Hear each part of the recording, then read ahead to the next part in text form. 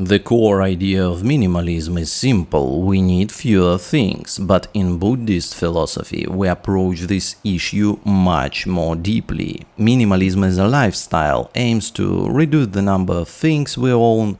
It encourages letting go of what does not bring joy, or even paring down to the bare essential for various reasons. But in Buddhism, what matters is not how many things you own. If you're a layperson, you're free to have palaces filled with objects. That's your right and your worldly happiness. Buddhism does not condemn wealth or material possessions for lay people. What truly matters is not the quantity of your belongings, but your attachment to them. If you are a minimalist but neurotically cling to the few things you've kept, this will lead to suffering. On the other hand, if you are wealthy and you own grand houses full of objects, but see the true nature without neurotic attachment, this is the path to happiness.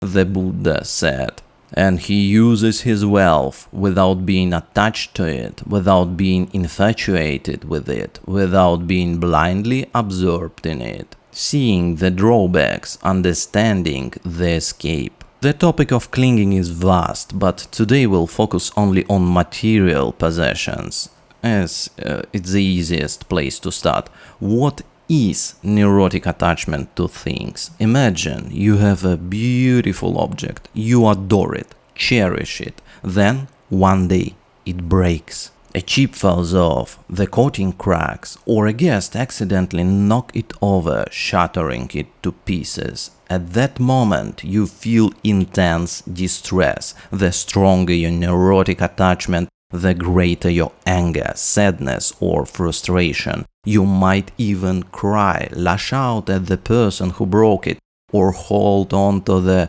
resentment for hours, days, or even years. This is unpleasant, and you have likely experienced it before. Life is full of such disappointments. But this suffering isn't inevitable. It's not an inherited part of reality. It comes from our distorted perception, a flaw in how our minds operate. How can we avoid suffering over material things? You can't just force yourself not to feel upset. That would only suppress the emotion, leading to deeper issues. To reduce and eventually eliminate neurotic attachment to things and making life much happier, you must develop a profound understanding of their true nature. You must align yourself with reality. The problem is we live in an actively distorted interpretation of reality. Not only do we perceive the world inaccurately, but we also reinforce this misperception, spreading it to others and ourselves, then acting confidently based on it.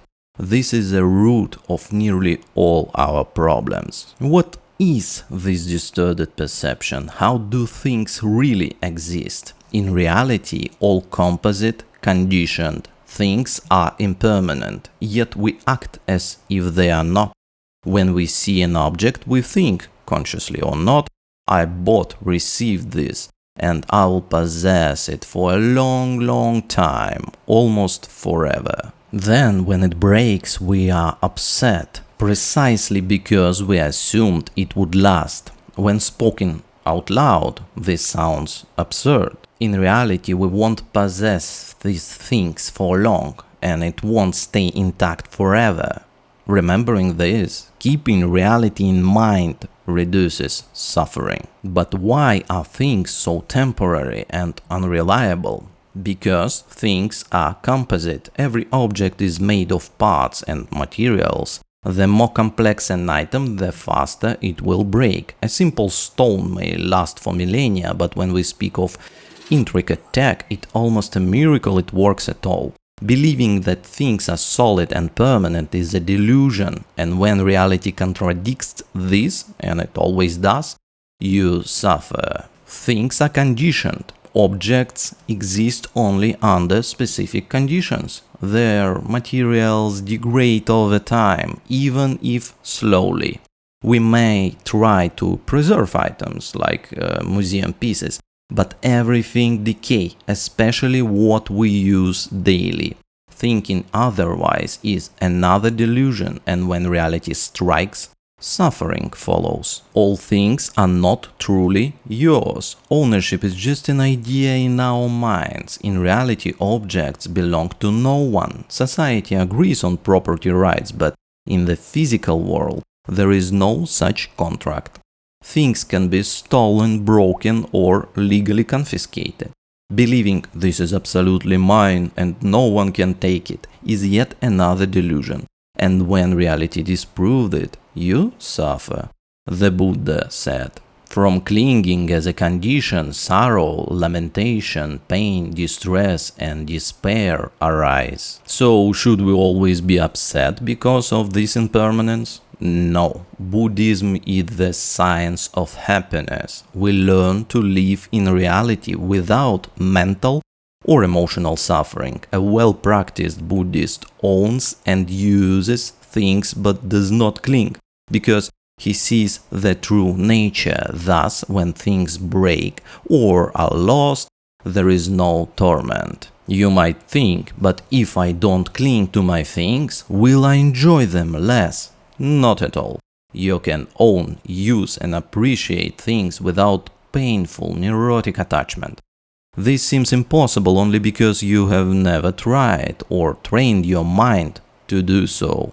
For example, you have a chair, you sit on it comfortably. When it breaks, you say, "Oh, well, it broke." You use a cup. When it shatters, you don't grieve. This is non-attachment. Imagine the freedom of no longer suffering over objects. The difference between someone who agonizes over possessions and someone who doesn't is immense. They live entirely different lives. How to achieve this? Buddhism offers a step-by-step instruction. Right mindfulness. Train yourself to remember all composite, conditioned things are impermanent. See an object and think, it's impermanent, it won't catch me off guard. I know reality, and I am free from sorrow. Meditation. Deepen your understanding of impermanence. Focus not on suffering, but on the lightness of non-attachment. It brings happiness. Present moment awareness. Find peace in the now. A broken cup no longer exists. It's pointless to suffer over what's already gone. It's just a thought tormenting you. Right views, study, reflect and discuss, align with reality. You can't change reality, but you can reshape your mind. In time, others will notice your calm detachment from material loss, but most importantly, you will be far happier.